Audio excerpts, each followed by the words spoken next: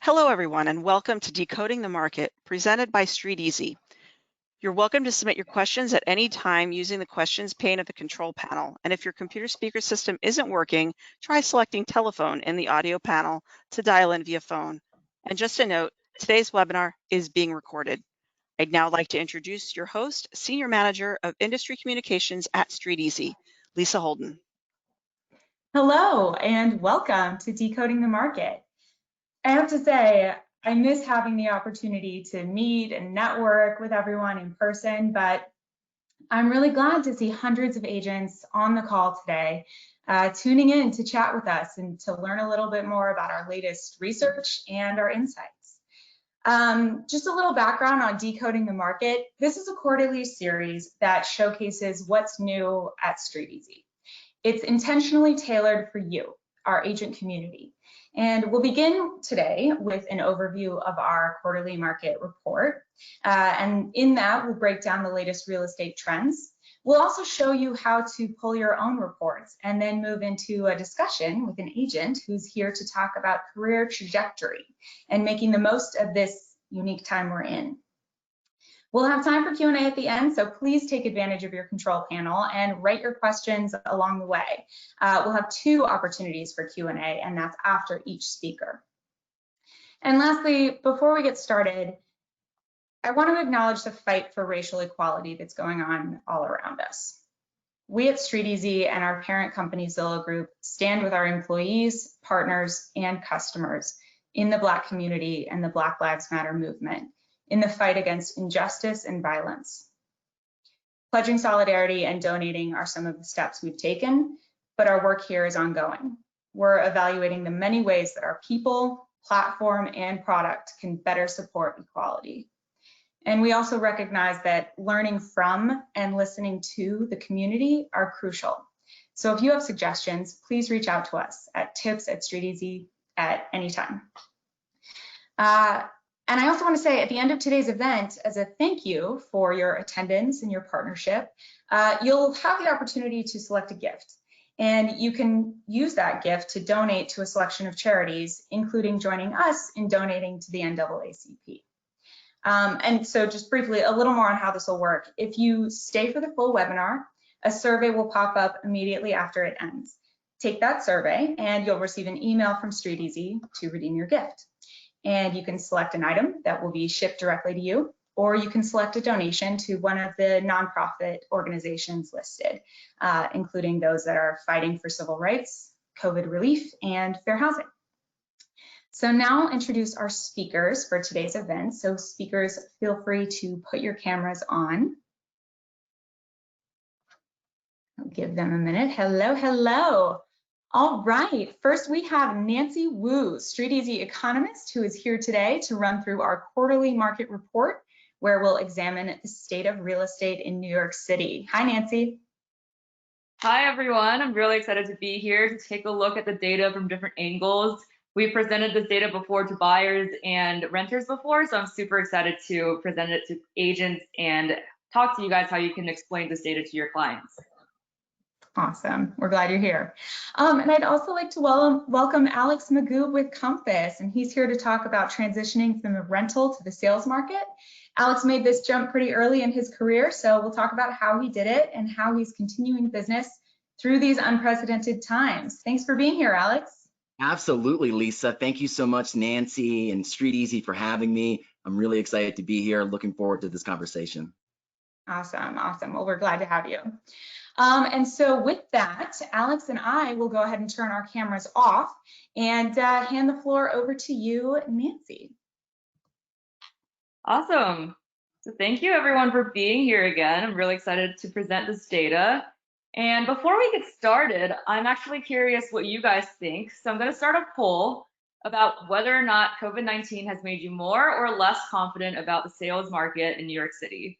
So put in your responses. I'm super excited to hear what you have to say because we've had a few events debating this topic in the past, and it's really interesting to see different perspectives from different communities that work in real estate. So that being said, let's see the results.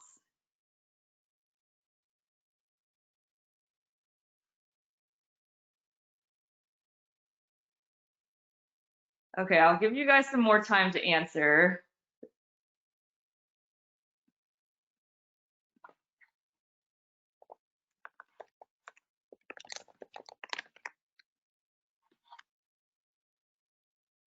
Hey, Nancy, I think that's looking pretty good. I mean, that's pretty consistent with the conversation we were having earlier about how there's a lot of fluctuation in people's emotions and sentiments right now. So to me, that data is looking like it's pretty reflective of how folks are feeling in the kind of up and down all over the place. What do you think?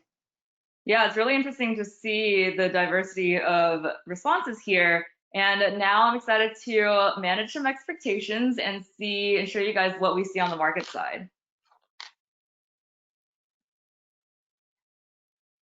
So let's get started. I will begin with an overview of the market. It's a really exciting time to be an economist right now. There's so many data points out there, and it's so hard to predict what's going to happen in the future. So with that being said, we've been tracing all of the metrics on our side as soon as they come from the rental side and the sales side, and I'm excited to share with you guys some of the findings that we have.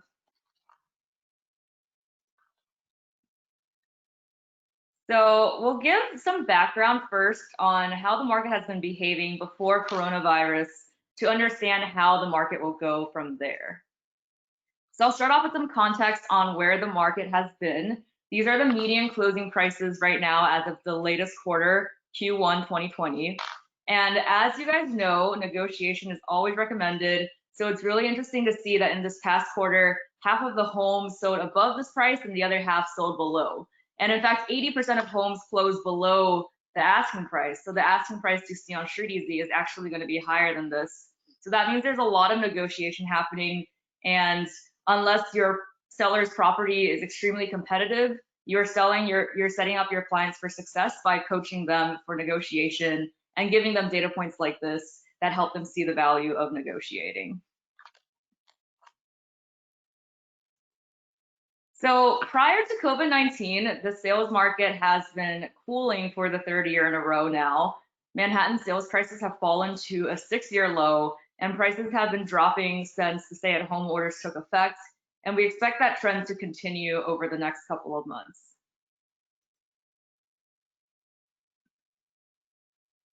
Another trend that we're seeing is that the market has been strained in terms of time on market. So it's been taking longer time on market for people to negotiate and for sellers to find buyers who are interested. Manhattan's time on market has been increasing for the past 6 years. And another metric we saw leading into the pandemic was that inventory was rising to record levels before the pandemic. So the takeaway from these 3 slides is that it's been a tough time to be a seller and a good time to be a buyer, generally speaking. It was a buyer's season that was set up for the spring to be really busy, and then COVID-19 happened and flipped the housing market on its head. So let's talk about some trends that we've been seeing since the pandemic hit the city and what we've been seeing week after week. So new sales inventory coming onto the market each week fell by over 70% in the second half of March compared to the first half of the month. We saw that sellers and landlords were avoiding listing inventory right now to minimize in-person contacts. So the market was taking a wait and see approach. And it's important to keep in mind that the high levels of inventory we were talking about previously, it didn't just go away and it still needs to be sold. Pending sales has also been down by 70 to 80% year over year each week. And these early indicators are showing us that there's been a slowdown on both the supply side and the demand side on the sales market. Basically, if you don't have to move right now, you probably aren't doing it. And buying is much more flexible in timeline than renting, so buyers have a lot of flexibility. That said, if you do have to move right now, then you are in an incredibly motivated position to do so, knowing that everyone on the market is treading lightly and that overall activity is down. So we see when we're looking at the number of discounts coming onto the market that a lot of sellers are taking their homes off the market and waiting to list their homes later, potentially for a higher price instead of giving discounts to win a quick sale right now. So we saw that the share of discounts on the market decreased significantly in March and April. And then we saw that the price cuts were actually increasing in the previous weeks. and there were deeper price cuts as well. So it shows us that sellers on the market right now might be more motivated. They're giving deeper price cuts. And the important takeaway for buyers agents and listing agents here is that for buyers agents, it's important to communicate with your clients that sellers are motivated. And for listing agents, you need to be super clear with the seller that other sellers on the market really want to shed their properties as well. So think about ways to stand out from the crowd. Don't show how truly motivated you are, and be strategic about the leverage that you're willing to pull in a negotiation. So the sales market wasn't the only market that was affected. The rentals market has also seen people treading lightly around coronavirus. So we saw that new rental inventory dip by 50% in the last 2 weeks of March compared to the first 2 weeks once public health protocols went into effect. But then the number of new listings coming onto the market has been recovering to levels that we typically see during the season. So even though many people are taking a wait and see approach in the present uncertainty, others must simply move because their leases are expiring, and we're still seeing activity there. The ultimate question is, when and how much will rents fall? If you're doing a ton of deals on the rental side right now, keep hustling. It's a busy market right now in May, especially. There's still a lot of deals to be had, and the market has been moving from what we've been seeing. But don't think that this trend will last forever, because there are lots of hints that rents will fall in the near future, and we'll talk about that in more detail. So we're looking at rent cuts here, or discounts that are advertised on StreetEasy on a listing. And while asking rents have changed minimally and we haven't seen much movement there, we are seeing a drastic increase in the share of price cuts. Especially in Manhattan, over 26% of landlords cut their prices on their rentals in May 2020. So during periods of economic uncertainty like the present, a lot of renters might be inclined to trade their easy commute for more space or in order to save money. So we're seeing that Manhattan homes are receiving less demand and thus giving more discounts. That means that more price cuts and bigger price cuts are an early sign of falling demand on the rental side, and it's an early predictor that rents will fall in the coming months. So that being said, before I jump into the market implications of all of this, I wanted to ask another poll question. If you guys think people are comfortable submitting an offer on a home based on virtual photos. We see that a lot of the fall in the supply and demand is due to not seeing homes in person, and we've just entered phase 1 of reopening in New York City, and phase 2 is coming probably at the end of this month, potentially maybe earlier in July, where we'll actually see open houses and the real estate market going back into action. So since then, we've had a lot of 3D home tours that's launched on StreetEasy, and we saw that nearly 2,000 listings have been updated to include the virtual feature. We're seeing in April that over 130% of more listings included a walkthrough video or a 3D home tour compared to March. And we're seeing more virtual tours than ever before, but I'm really curious if you think that virtual tours will result in closed deals. So let's see the results. So that's interesting. Most of you guys think that it won't result in that people are not more comfortable submitting an offer. And this is only one of many factors that could impact how the real estate market reacts in the coming months. We do see that a lot of people don't want to see a home online. They have to see it in person before purchasing it, especially because it's such a big decision. So this will really change what we're seeing in the upcoming months as open houses start again. So that being said, let's go into some talking about how the coronavirus could potentially impact home prices and rents. So now we're getting into the real talk section, and I get it. A lot of you guys working with customers, you got to keep the optimism in the housing market, but right now you're with your peers. So I wanted to talk about what's happening when things aren't going so great. There's a lot of data here that might not align with the optimism, but having this realistic perspective of the future months and years could really inform your conversations with clients. So I'm not going to sugarcoat anything, and it's a time that hasn't been the easiest that it's ever been. And I'll highlight some of the best and worst case scenarios based on our current data. So in the best case scenario, home shopping season is merely delayed and market activity will continue in the fall. We're talking a lot about pent-up demand and people who are taking a wait-and-see approach and waiting out the market if they can. And in this case, people will come back onto the market, we'll see those inventory levels and the pending sales levels go back to normal levels in the fall. Everything will be open again. People are going to be going to open houses once they start in the summer. And in this case, we would still expect the previous longer term trends that we were talking about, the situation of the market leading up to the pandemic. We would expect those longer term trends to continue, with Manhattan prices continuing to fall and prices in Brooklyn and Queens staying flat.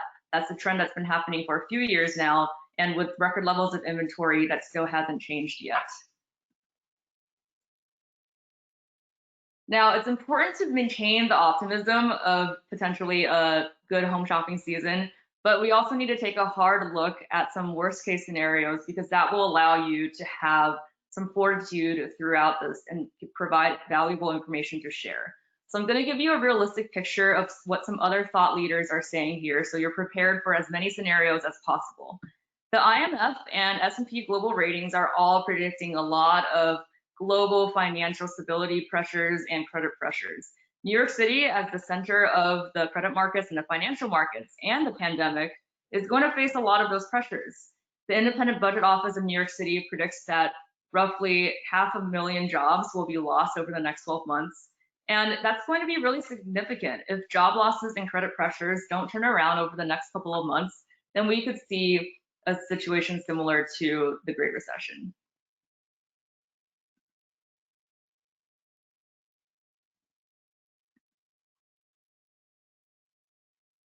Okay, so a major global recession could trigger a similar environment to what we saw New York City enduring in the Great Recession. And under this scenario, there's a potential for a drastic fall in home prices driven by an increase in supply and a decrease in demand. Just some econ 101 there. And some reasons for this is that there's already been record levels of unsold inventory on the market that we've been seeing, and that hasn't gone away yet. In the future months, mass foreclosures after the national moratorium is lifted for mortgage payments could further increase the housing supply. We saw that mortgage delinquencies already had a record surge in April, and missed mortgage payments are bad for banks, and it's kind of a domino effect where it'll send shocks throughout the whole economy. Finally, we've seen that the stock market is still really strong right now, but keep in mind that the stock market is not the economy. In the economy, we're talking about lower consumer spending, lower personal income in the past few months. The Congressional Budget Office has estimated that more than $15 trillion will be lost in the next decade due to deflationary pressures and lost economic output. So without improvements in the real economy, this optimism in the stock market will subside. And if we see major declines in the stock market, that could potentially impact buyers and decrease demand by wiping out some savings for would-be buyers and reducing economic confidence among buyers who were planning to buy. So let's talk about what are some other sectors impacted by this. In particular, condos and new developments could be hit the hardest in a potential sales market slowdown. In the past, we saw that 1 out of 4 condos built since 2013 have remained unsold, and over 5,000 new construction units have yet to be completed. So there's a lot of potential for high price decreases, and due to this oversupply in the high end and the new development sector. So if you work with these kinds of buildings, you can show your value as an agent by informing the management companies of this kind of information. It's a tough time to be in the market for these homes, and your management companies need to know how valuable you are despite how difficult this climate is for the sector of homes. So this disruption plus historically low mortgage rates have a lot of buyers wondering if they should buy now or wait. And the takeaways for buyers agents are that if your client wants to buy now, know that they are in a good position because mortgage rates have hit record lows and prices are no longer at their peak. So they've been falling for 3 years now and they're still falling, but they're no longer at the peak. But for those of you who have clients who can wait, then we're seeing that prices still have more room to fall. The time on market and the inventory charts that we talked about, it shows that sellers really need to reduce prices significantly in order to sell. And many sellers have been unwilling to publicize price cuts, yet over 80% of homes close below the asking price. So any negotiations with your clients, whether they buy now or later, should take this into account. Now, some takeaways for renters agents. There is a potential for a drastic decrease in rents in the coming months in the summer for many reasons.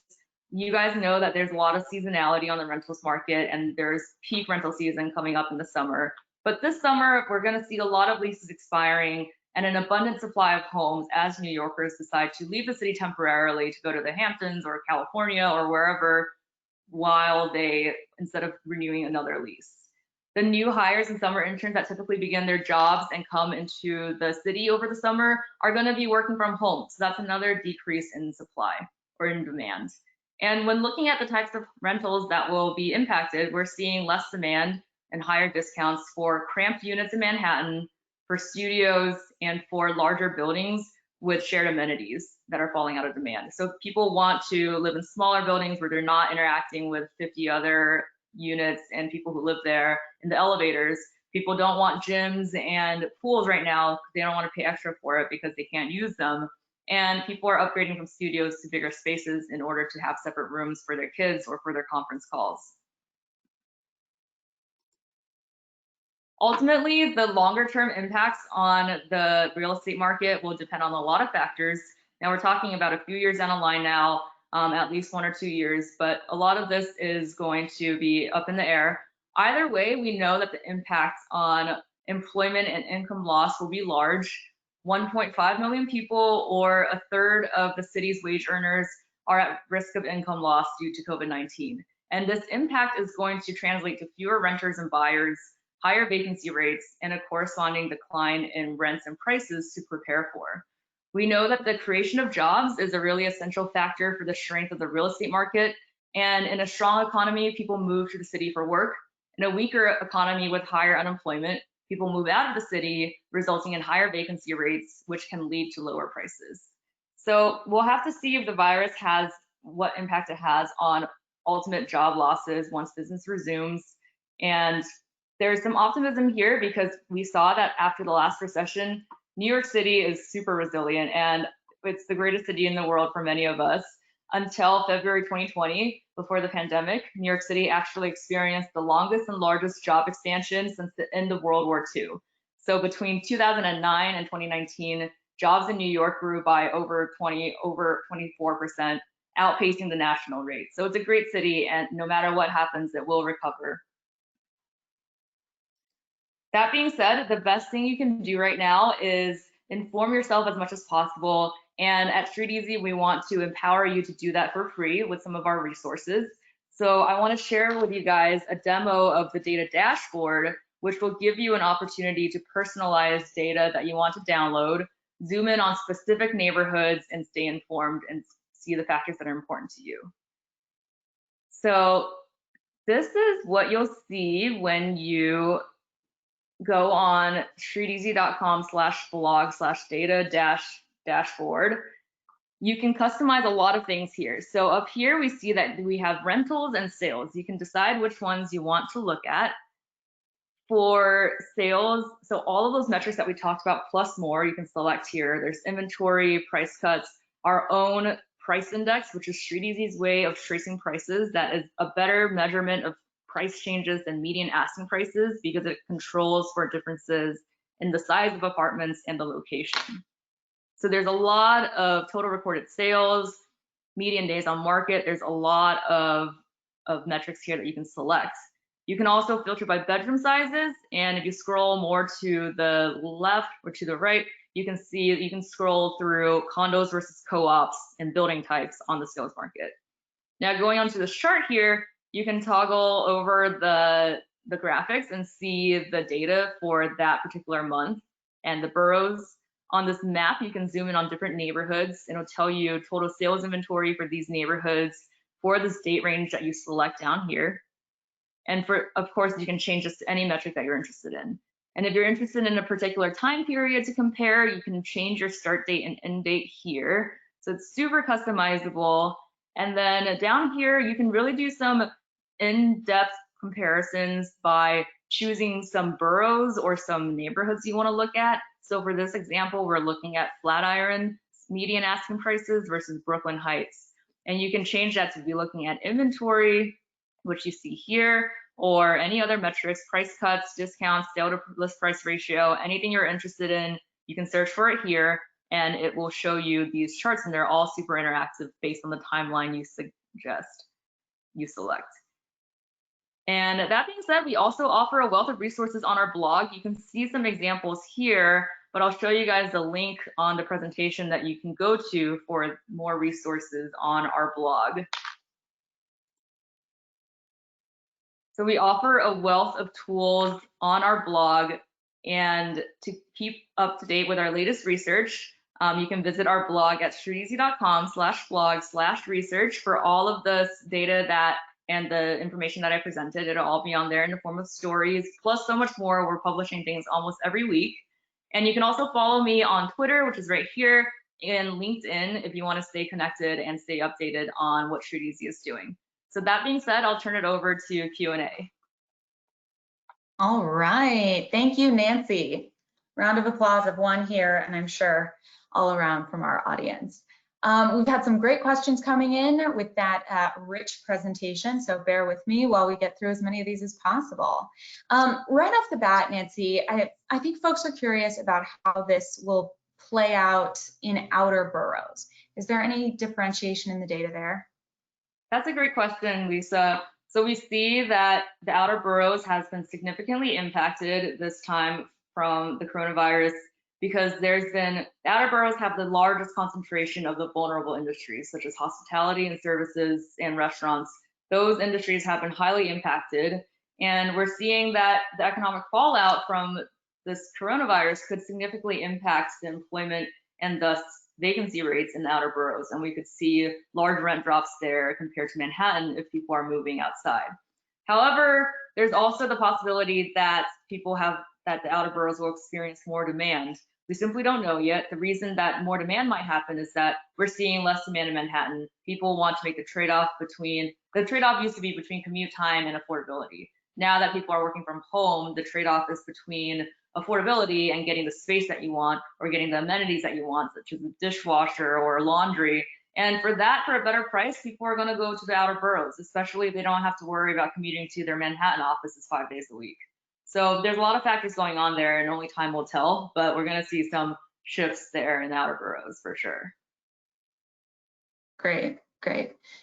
Yeah, I would agree with that. I am not in a position to commute to my current Manhattan office from where I'm hunkering down in San Diego. So Same. Borough. Let's see here. We've got another good one that came in just as you began with your presentation, which is, will there be enough sellers willing to price in COVID discounts after phase 2 starts and showings can commence again? Sellers really need to price more discounts into the market, and this has been happening before COVID. We did some analyses on price cuts, where if a seller doesn't give their first price cut, if it's not deep enough, they'll have to give more in order to see demand. It's a really competitive market in terms of how many sellers there are, especially in places like Midtown, when there's so many new condos, and a new condo every year that outranks the previous condos. We're seeing twice the number of condos go simultaneously on the rentals market in 2020 versus 2019. So that means that there has been an oversupply, and in order to address this oversupply, sellers really need to price competitively and do their research on where median prices are and what is the typical median closing price for a similar home of theirs, and just price properly in order to meet more demand. Unless your home is really, really exceptional, you're going to have to tell your sellers to price properly and to do some research on that. Makes sense. What about lenders? So do you think the banks will renegotiate the terms of mortgages rather than begin foreclosure proceedings? There's a lot. It's going to be different for every bank, and the city recommends that people who are having trouble paying their mortgages to contact their service providers and to negotiate in this time. I really hope I don't have control over the policies here, but I really hope that mortgage providers will be will find some ways, and the government will find some ways to provide relief, because when people can't pay their mortgages and when the mortgage lenders don't have that money, it's all going to go back to the banks and then the financial system and New York City. It's a big domino effect that I talked about earlier. It's really like people making the policies really have to see the economic implications of people missing mortgage payments. That is a huge policy area that we are looking out for in the future. Yeah, a lot of moving parts there. Someone asked an interesting question. What changes should we expect in these neighborhood amenities in terms of what folks are looking for? Neighborhood amenities, there's a lot of interpretations of that. One that I can think of is commute time. So commute time is a huge amenity, especially which subway you're on.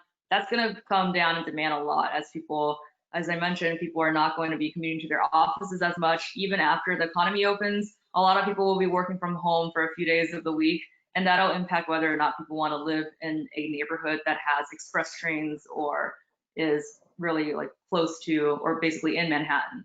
Other amenities such as parks and restaurants, that's going to be really desirable for people who want to go outside and have places to walk. There's a lot of places in the outer boroughs that have a lot more green space around, and or places where you can take your pets and take your children. That's all going to be really important and increase in demand. So it's a trade-off between what like things around the neighborhood you can go outside and do versus the commute time, which is going to be a lesser consideration for a lot of people. And we've seen changes in behavior on this already, isn't that right? I mean, we just released a report that indicated folks' preferences around what they want in their homes are changing as well. Yeah, if you guys want to check out our latest research on the blog, we actually just published it this week. It's about renter preferences changing during coronavirus. And in the past, we saw that renters' search patterns, they search for pet-friendly buildings as the #1 amenity that they selected. And that makes sense because if you have a pet, you have to either like go to an apartment that allows pets or you can't go there at all. This time around, though, we saw that an in-unit washer and dryer has surpassed pets on the list of amenities that people search for. And that has been like, that's the most popular thing now. People want these in-unit amenities. Meanwhile, things like having an actual doorman or a shared pool or a shared gym, those have gone down in popularity because those shared spaces are no longer something that people can use nor want to pay for in a building.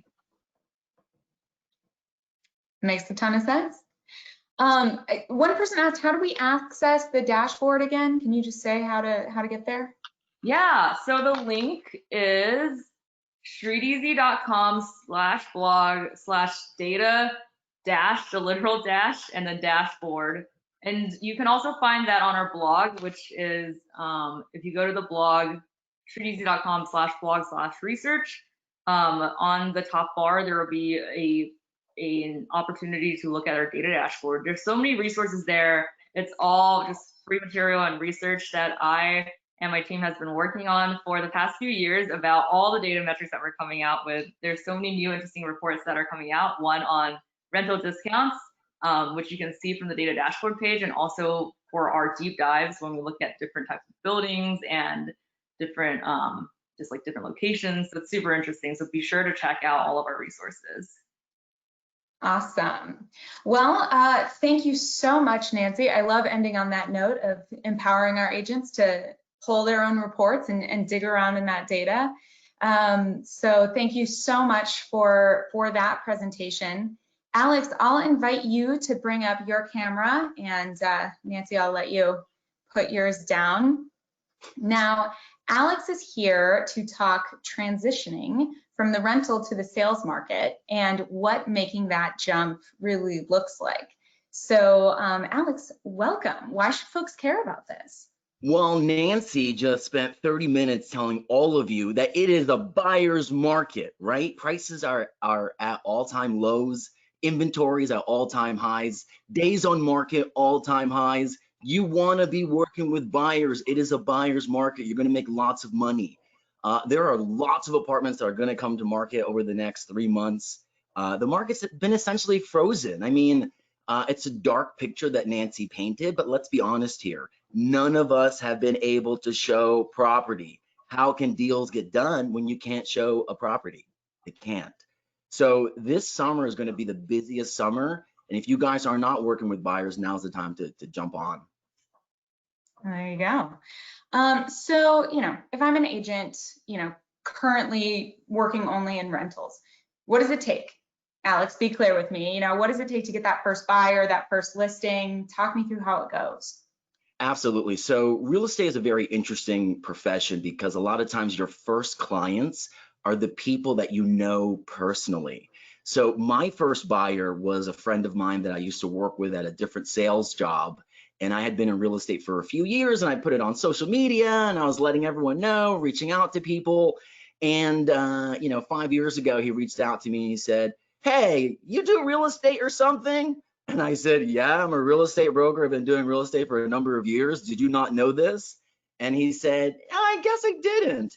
I was working with this broker and, he's not responsive. I don't think he cares about me. He works with a lot of 2, 3, $10 million buyers, and I'm just buying $1 million apartment. Can you help me?" And I said, "Yes, I can help you. Of course I can help you." And literally 1 week later, the exact property that he wanted came to market, and we were in contract in like 2 or 3 weeks. It was literally the easiest deal I've ever done. But no, I found that no deal is really easy. And that first time home buyer, as anyone who works with buyers know, it can be such an emotional experience. And to have that experience with one of my closest friends was very intense, but you learn a lot. Something else I would say to young agents, if they may not have a network of friends that can buy $1 million homes, what they may want to do is partner with a senior agent, someone who has a big book of business, someone that has a lot of clients and cannot service the listings, cannot service the buyers. A year and a half ago, I teamed up with Martin Iden. He's a pro. He's been in the business over 20 years. And together, we can help deliver knowledge, data, information, really help guide our clients. And there's a lot of collaboration that helps us get deals done and also help us deliver for our clients. That's great. That's a wonderful tip. I think you said something when we were talking about having this discussion the other day. You said, brand yourself not as a salesperson, but as an advisor. And I love that line because it speaks to the notion of relationship management, but more importantly, providing value. Absolutely. I look at each person as a relationship, not as a transaction. The brokerage community does not necessarily have the best reputation.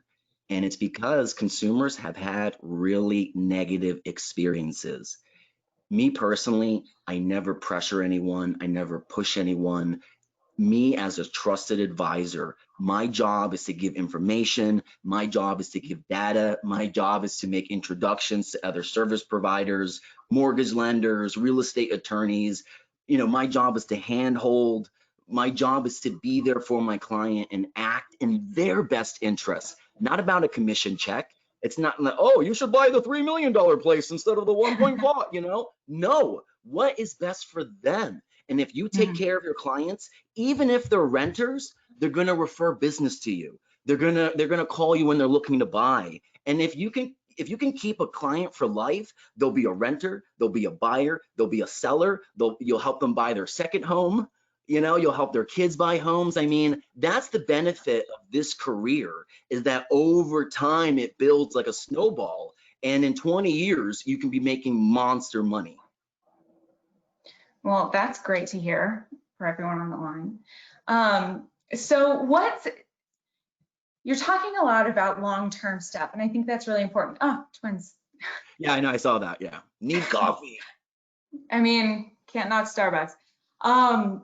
One thing that I want to talk about is everyone listening right now wants to know what they can do right now. So they can think about their long-term plan, but what can they do in this moment today that can move their business in the right direction to hit all of those things that you're talking about in the future?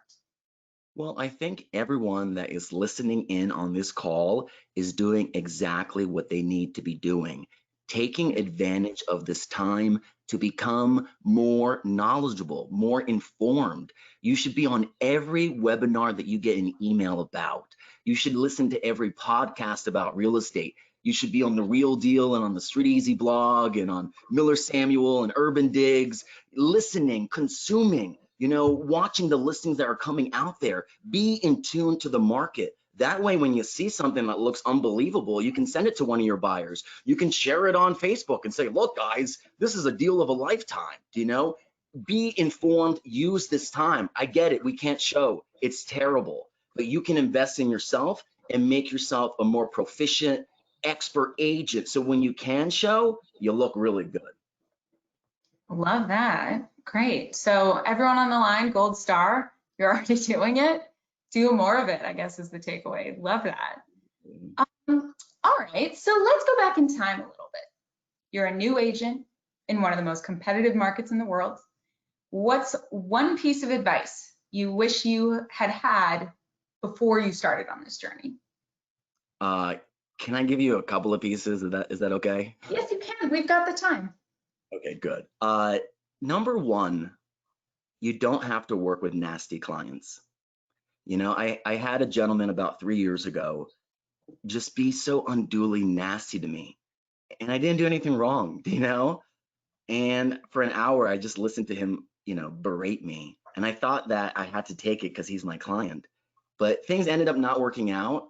And recently, a few months ago, I had a very similar, just nasty client. And again, things didn't work out. And my takeaway is you don't have to say yes to every piece of business that comes your way, especially if someone's being nasty, especially if someone wants you to act in an unethical or immoral way.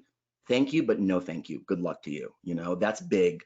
And number two, you know, I think a lot of people think there's some kind of secret recipe to success, and there really isn't. And I've lived on my favorite quote. It's become a mantra of mine, and it's from Colin Powell, and it's really simple. There are no secrets to success. It is the result of preparation, hard work, and learning from failure. So if you do that, if you prepare, if you study the market, study neighborhoods and listings, and study where things closed, and you're on every webinar, and you're hearing about how we're doing closings and how they're doing appraisals, and you can advise and educate your clients, they're going to work with you forever, and you're going to get deals done. You know, and when you mess up, learn from that failure. You know what? I should have put the square footage on there. I should have put the view picture first, and that would have got the home to sell faster. We're constantly learning. We're never going to be perfect. The goal is to be a little bit less wrong every day. A little less wrong every day. I can do that. I'll take that one. That works in my world. Good one. Yeah. Works in everyone's world. All right, so now let's go back to present day. You know, here we are. It's the age of COVID, and in this strange time, many agents are saying that there are just no deals to be had. Have you found that to be true? You know, another way to say this is, have agents been on pause along with New York City? Yes, they have. You know, from I think mid-March until now, there's been about 500 deals that were signed. Normally, it's something like 2,500. So there's a lot of business that has just essentially disappeared, but that's being pushed until later in the year, because if people wanted to buy or sell, most likely they still want to do that. It's just going to be a little bit later, you know? And you've got some stories around how you've been doing deals during COVID. So, have any advice for staying nimble and being creative? yeah, so a lot of those deals, those 500 deals that have happened over the past 3 months, let's say, a lot of them started pre-COVID. I brought a property to the market early March. I was able to do 2 open houses. The first open house had 30 people. The second open house had 2, because that was the day that the city shut down. But I still got an offer. It was accepted. And then literally for 8 weeks, the buyer delayed signing the contract. I checked in every week. Hey, what's going on? You know, it was always a different excuse, but I felt that the buyer was scared. The world was very scary, you know? I'm actually glad the market was frozen, because I think a lot of people would have made decisions based off of panic. If anyone here watches the stock market, you know, mid-March until the beginning of April was a free fall. And if you were selling during that time, you lost a lot of money because the market went right back up. So, Nancy mentioned that we're at all-time lows. If anyone here is a fan of Warren Buffett, he has a great saying: be fearful when others are greedy, and be greedy when others are fearful. Do you want to be working with a buyer at a market top?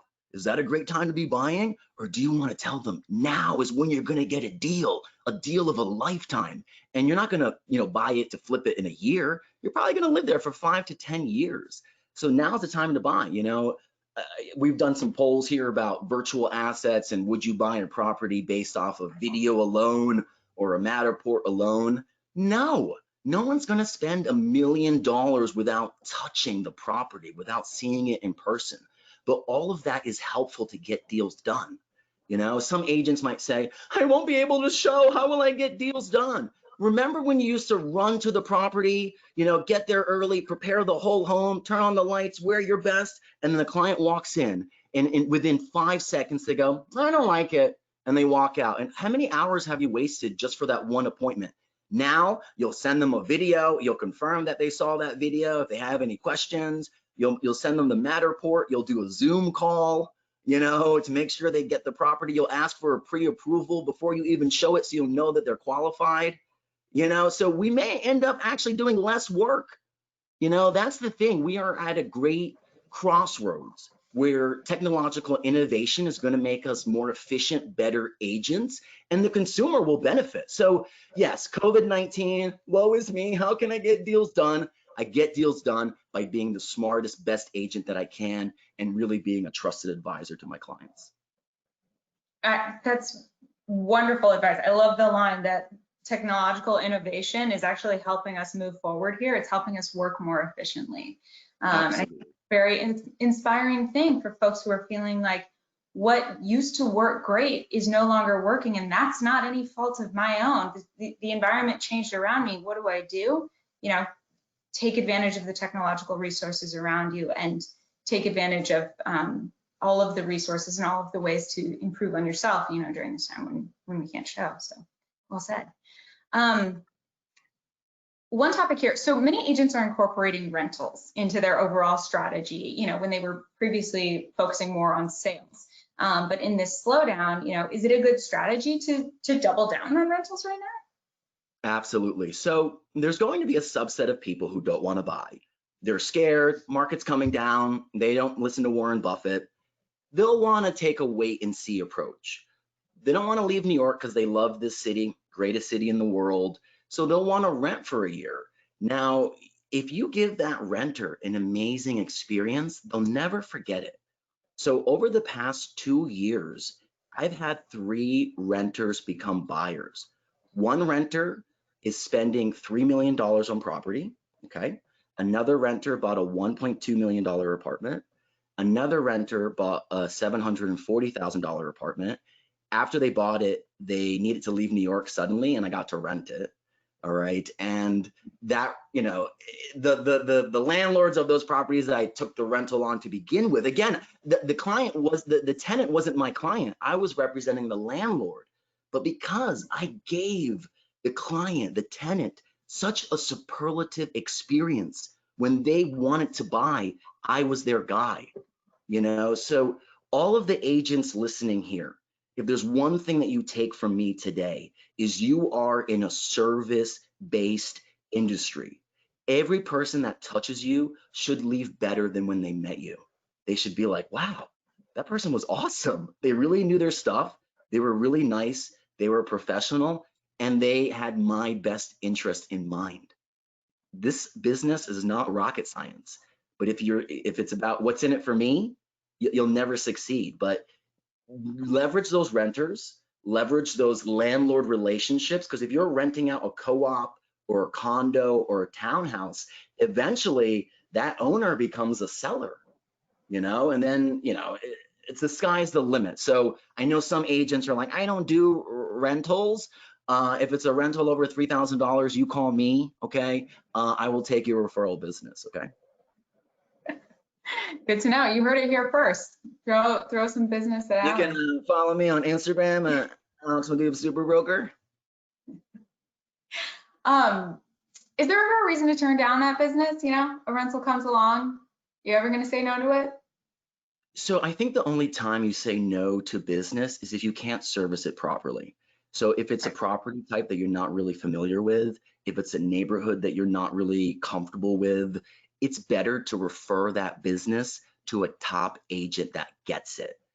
And there might be the opportunity where you partner on the listing or with the client, that you're involved and communicative and giving feedback, but it's usually best just to let the pro handle it. That being said, I will say there was a time about 2 years ago where I was going to get a co-op rental. And brokers who are listening know that co-ops are tons of work, gobs and gobs of paperwork and fees. I mean, it can be a nightmare. Hopefully that changes because of COVID. And it was $2,600, and like maybe I was going to make a $2,000 fee. And I said to my colleague, "Should I take this $2,600 rental?" And he was like, "Of course. Are you crazy?" So I did. And I got a 1 month fee from there. And then that renter became a buyer. And then I rented the apartment again. And now we're going to sell it. So if I had said no to that rental listing, I would have lost 4 deals. That's crazy. That's Don't say great. no to business that you can take care of and take care of well. You never know the gold mine that they're sitting on in those little co-op rentals. But again, I think you can create that gold mine if you're giving that service. Again, if I was like, whatever, I give the renter a thank you note and a gift. I went out of my way to make sure that he felt respected, cared for. Again, this is not rocket science. Treat people well and they will eat nails for you, as a saying. Wow. Let's hope it doesn't come to that. Let's hope so. All right, I am about to switch to audience Q&A here because we've got so many, but I'd love to close on one last question. What are your recommendations for resources that folks should be taking advantage of? Any particular books or influencers that helped you along your career path that you want to pass along? Great question. One of the best books I've ever read is The 7 Habits of Highly Effective People by Stephen Covey. Maybe one of the best books of all time. It will just give you a lot of information about how you can just manage life, right? And I have some show and tell, How to Win Ooh. Friends and Influence People, the Bible business book. You have to read this if you haven't. Read it and you'll be a pro like me. And then this other book, The Go-Giver. This is like a story. It's written like a parable about business. But if you read this book, you will fully understand how I approach my business, how I deal with clients. You could read it in a day. It reads so fast and it's easy. Some other resources that I think are great, absolutely everything that StreetEasy does. I'm on the website daily, blogs, articles. They do like a roundup, like top 5 with outdoor space and stuff like that. It's just really helpful. But I mentioned earlier, I got to shout him out, Noah Rosenblatt of Urban Digs. The guy's phenomenal. He's putting a lot of great content out there, podcasts. Miller Samuel, he has this amazing newsletter. The guy loves graphs. He's been in real estate 30 years, so his perspective is just super helpful. And I like Tony Robbins. I don't know if you guys can tell, but I'm a positive guy. Say yes. I try to give 110% in every situation. And, taking in from those people, being inspired by those people will help you get through very tough times. Awesome. Oh, you know what? And also, what can I shout out? I have an event tomorrow at 1 p.m. Of course. with a life coach, Stephanie Verschow.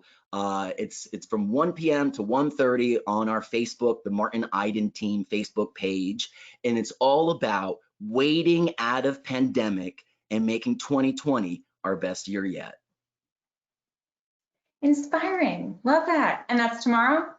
That's tomorrow at 1 o'clock. Awesome. All right. Well, we're getting a ton of questions about where folks can get links to all these resources. So I will follow up with you after this. And in the recap blog post where we share the recording, we'll link to a few of those. So okay, great. Thank you. On the line. Let's get to some questions here. First one up. Any tips on teaming up with other brokers in terms of splits, compensation, etc.? Like I would say to a client of mine, you should shop around, have conversations with different brokers and see what they want to offer you. And then no, just because they offered you, just like doing a deal, doesn't mean you can't counter, see what the best deal that you can get is, and then take that deal. But also understand that it's not necessarily just about the money. It's about that relationship. What are you getting in exchange for being on that team? Are they just using you and having you run around and they pay you nothing? Or are they available to give you mentorship, to help guide you on your deals, to give you market intel and just help you become a better agent? That's a special opportunity. It's kind of a first opportunity for a good negotiation, right? Absolutely. Yes. Yeah. Before we go external. I've got a question from someone who says, I'm brand new to this. I started in February of this year and I haven't seen a dime. Do I give up? That's a really, really, really tough question.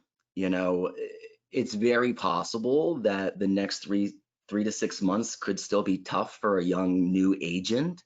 What I would say is, if you love real estate, if you love people, if you believe in yourself, stick with it. If you work hard, stay positive, I promise you good things will happen. I just don't know exactly when. All right. So it's, if you run out of money, you got to quit the biz, you know, so be it. But there might be an opportunity for you to team up with that senior agent and then get a little bit of money. Maybe they can give you a stipend or something. You're getting the reps, you're learning, and then eventually you'll get a couple of deals and that should see you through. But this is a tough time, but we're all going to get through it. I promise you. That's great advice. Someone wants to know what you eat for breakfast. That's so funny. You know, I recently took a personality test, and I'm just a high energy person who loves life. And the personality test told me that my type loves personal development, loves helping other people. So I'm definitely in the right business. And you know, coming on this call, it's kind of weird to give competitors, you know, my competition tips and advice. But I think if all of us can raise the level of service of this industry, you know, a lot of times people are like, he's such a broker. Imagine if when they said that, it meant that you were an amazing, kind, smart, fun guy or woman, you know? He's such a broker. Oh, wow, you're gonna marry him? You know, like that kind of thing. Like, you know, so what do I eat for breakfast today? I had some coffee and I had a muffin. So not that great, actually. It's about what's in here. I love that. Be the broker that other brokers want to be. That's very empowering and inspiring. I'm just scrolling through here. Sorry guys, I've got a command center going with all your questions. Lots of questions about the book, so we'll follow up on those. Lots of compliments on your positivity, Alex. So thank you so much for bringing that positive energy here today. Thank you again, Nancy, as well. Thank you for bringing the data. Alex, thank you for bringing the heart and the experience and the peer discussion. A couple reminders before we hop off today. I just want to let everyone know, thank you again for staying for the duration of the webinar. When this ends, the survey will come up. Make sure you take that survey and then you will receive an email from StreetEasy about that gift and or donation. And that is yours to do with what you see fit. So before we meet again, stay safe, be well, and we will see you next time. Thank you so much.